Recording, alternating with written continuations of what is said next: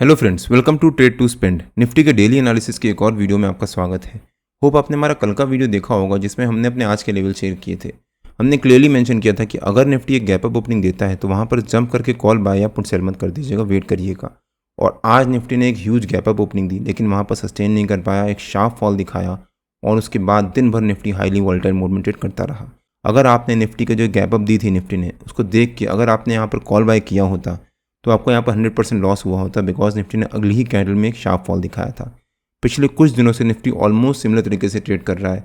जहाँ पर भी निफ्टी ओपनिंग दे रहा है वहाँ पर सस्टेन नहीं कर पा रहा और उस पर्टिकुलर ओपनिंग को वो लूज़ कर रहा है। जैसे यहाँ पर भी निफ्टी ने एक ह्यूज गैप अप ओपनिंग दी, आज वहाँ से एक शार्प फॉल दिखाया। कल भी निफ्टी ने एक ह्यूज गैप डाउन ओपनिंग दी, उसके बाद वहाँ से फिर से एक बहुत अच्छी रिकवरी दिखाई। और परसों भी निफ्टी ने एक गैप अप ओपनिंग दी, वहाँ पर अगेन सस्टेन नहीं कर पाया, वहाँ से फिर एक शार्प फॉल। और निफ्टी पिछले 3-4 दिन से ऑलमोस्ट सेम तरीके से ट्रेड कर रहा है। जहाँ पर निफ्टी ओपन करता है वहाँ पर सस्टेन नहीं कर पाता और उसके ऑपोजिट डायरेक्शन में मूवमेंट दिखा रहा है। अब मैं ये नहीं कह रहा कि आप जब निफ्टी कल अगर गैप अप ओपनिंग दे तो जाकर आप सीधे कॉल बाय कर लो या फिर पुट सेल कर दो। मैं आपसे सिंपली ये कह रहा हूँ कि जब भी निफ्टी या कोई भी स्टॉक एंड है जिसको आप ट्रैक कर रहे हो, और मैंने अपने कल के वीडियो में भी कवर किया था कि अगर वो जहाँ पर ओपनिंग दे रहा है या फिर कोई एक रेंज बना रहा है, ओपनिंग बेसिस पे उसके पास जाकर कॉल बाय या पुट सेल मत कर दीजिए, वेट करिए उसको एक रेंज बनाने का। जब वो एक रेंज बनाएगा, उस रेंज का ब्रेकआउट या ब्रेकडाउन देगा, तब उस डायरेक्शन में बाइंग या सेलिंग करेंगे। और मैंने अपने कल के वीडियो में भी क्लियरली मेंशन किया था। अगर आपने हमारा कल का डेली एनालिसिस का वो वीडियो नहीं देखा है तो उसका लिंक मैंने डिस्क्रिप्शन में डाल दिया है और आपको ऊपर यहाँ पर आई बटन में मिल जाएगा। एक बार आप वो वीडियो जाकर जरूर देखिएगा। आज निफ्टी ने एक ह्यूज गैप अप ओपनिंग दी, उसके बाद अपने 200 EMA के लेवल से रेजिस्टेंस लिया और फिर एक शार्प फॉल हमारे नो ट्रेडिंग जोन के नीचे के लेवल को ब्रेक डाउन दिया। उसके बाद एक छोटी सी कैंडल से कन्फर्मेशन भी दिया, बट अगली ही कैंडल में निफ्टी ने रिकवरी दिखाना शुरू किया और फिर दिन भर एक हाईली वॉलेटाइल मोड में हमारे नो ट्रेडिंग जोन के नीचे के लेवल के अराउंड कभी उसको ब्रेक डाउन, कभी उसके वापस रिकवरी और फाइनली हमारे नो ट्रेडिंग जोन के नीचे के लेवल के पास ही जाकर कहीं 24,781 के आसपास जाकर कहीं क्लोजिंग दी है। आपको क्लोजिंग यहाँ पर चार्ट में दिख रही होगी, बट उसकी निफ्टी की डेली बेसिस पे क्लोजिंग 24,781 के आसपास कहीं पर है। और ऑलमोस्ट सेम चीज़ बैंक निफ्टी में भी हुई। बैंक निफ्टी भी हमारे नो ट्रेडिंग जोन के नीचे के लेवल के अराउंड ही एक रेंज बनाता रहा और वहीं पर ट्रेड करता रहा। अगर हम बैंक निफ्टी का चार्ट देखें एक बार, बैंक निफ्टी ने भी आज एक अच्छी खासी गैप अप ओपनिंग दी। पहली 15 मिनट की कैंडल में हाई वॉलेटिलिटी दिखाई और उसके बाद वहाँ से एक शार्प फॉल दिखाया। अब इतनी बड़ी कैंडल से बैंक निफ्टी ने जब ब्रेकडाउन दिया, मतलब 15 मिनट के अंदर अंदर करीब 300 पॉइंट की फॉल दिखाने के बाद, और उसके बाद बैंक निफ्टी ने फिर से एक रेंज बनाना शुरू कर दिया।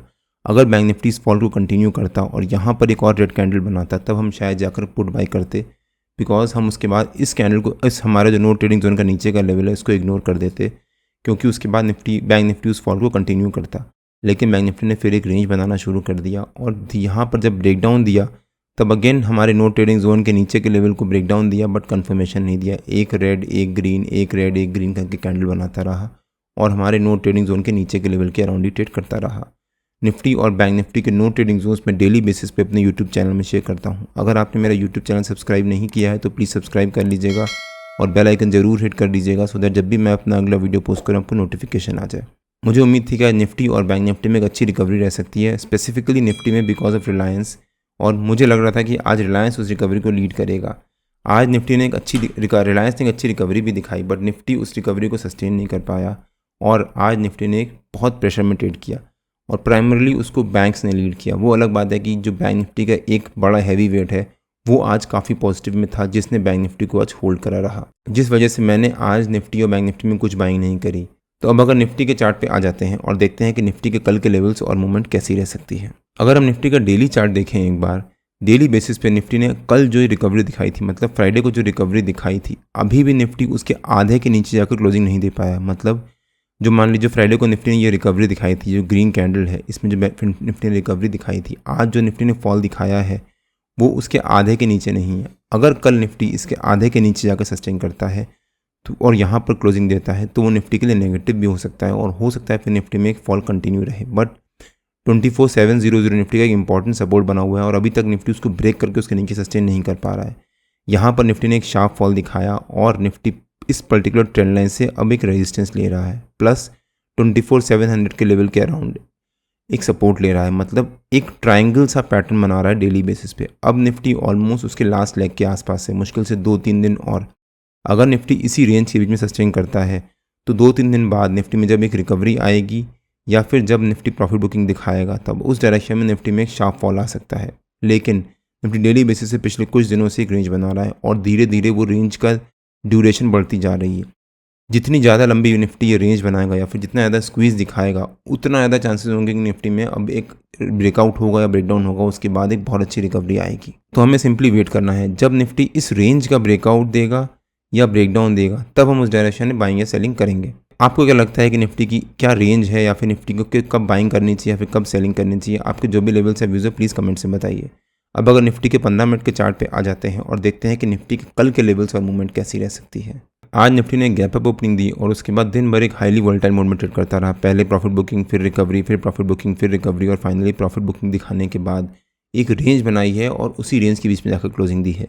24,700 जो निफ्टी का इंपॉर्टेंट सपोर्ट बना हुआ है, कल का निफ्टी का सपोर्ट रह सकता है। और जो निफ्टी ने यहाँ पर ये रेंज बनाई थी, यहाँ से रेजिस्टेंस लिया था, एक शार्प फॉल दिखाया था, फिर उसको ब्रेकआउट देने की कोशिश करी थी बट सस्टेन नहीं कर पाया और वहाँ से फिर से एक फॉल दिखाया।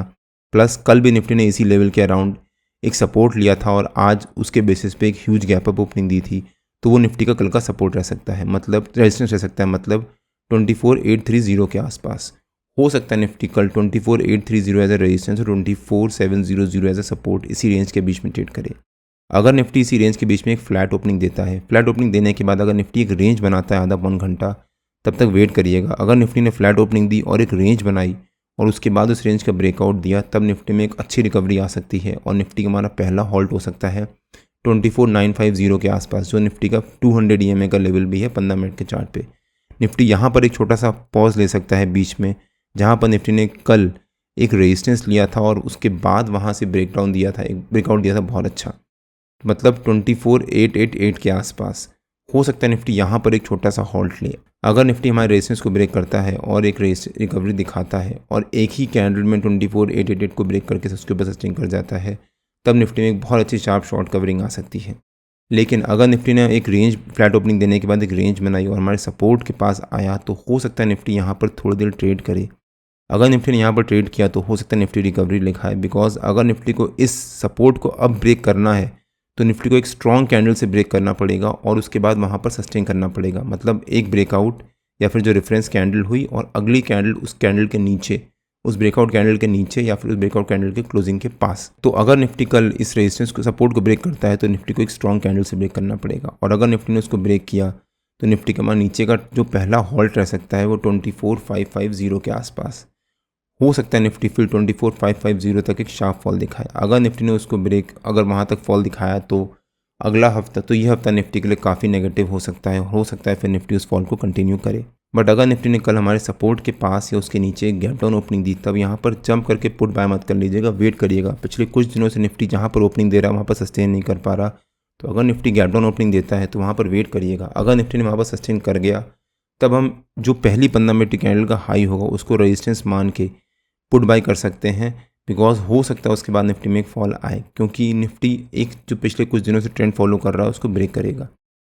लेकिन अगर निफ्टी ने मान लीजिए हमारे रेजिस्टेंस के पास है उसके ऊपर एक गैप अप ओपनिंग दी, अगर निफ्टी हमारे रेजिस्टेंस के पास है उसके ऊपर एक गैप अप ओपनिंग दी, तब भी यहाँ पर जंप करके कॉल बाय या पुट सेल मत कर दीजिएगा, वेट करिएगा निफ्टी को वहाँ पर सस्टेन करने के लिए। निफ्टी को जहाँ पर भी ओपन कर रहा है वहाँ पर सस्टेन करना बहुत ज़रूरी है, गैप अप, गैप डाउन या फिर फ्लैट। अगर निफ्टी फ्लैट भी ओपनिंग करता है तब भी वहाँ पर वेट करिएगा, बिकॉज निफ्टी जहाँ पर भी ओपनिंग कर रहा है वहाँ पर सस्टेन नहीं कर पा रहा और इस समय मार्केट काफ़ी कंफ्यूजिंग चल रही है, कभी ऊपर एक दिन नीचे, एक दिन ऊपर एक दिन नीचे, एक दिन ऊपर एक दिन नीचे। निफ्टी और बैंक निफ्टी के जो भी लेवल्स होते हैं वो रेगुलर बेसिस पे मैं अपने फ्री टेलीग्राम चैनल में पोस्ट करता रहता हूँ। अगर आपने मेरा फ्री टेलीग्राम चैनल ज्वाइन नहीं किया है तो उसका लिंक मैंने डिस्क्रिप्शन में डाल दिया है। अगर आपको वीडियो अच्छा लगा हो तो please like, share and subscribe और बेल आइकन जरूर हिट कर लीजिएगा, सो दैट जब भी मैं अपना अगला वीडियो पोस्ट करूँ आपको नोटिफिकेशन आ जाए। कल मार्केट में मिलते हैं, टिल देन जय श्री राम एंड जय हिंद।